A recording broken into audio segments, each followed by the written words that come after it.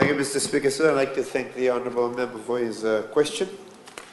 It's an interesting question because the Nabou Green Energy Limited is actually a limited liability company. It's not actually part of government, but it's a limited liability company that is an independent power producer that is has an agreement to sell power to the EFL.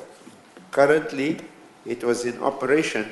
It started providing electricity to the EFL grid in July 2017 until late last year. So as of now, this company is currently not providing electricity to EFL as per the initial agreement that they had.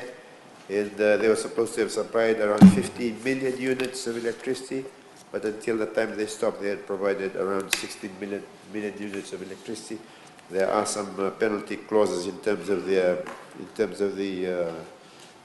from EFL side, but I'm not too sure if that has been imposed. But that's the current status. Currently, it is not operating in terms of providing power to EFL.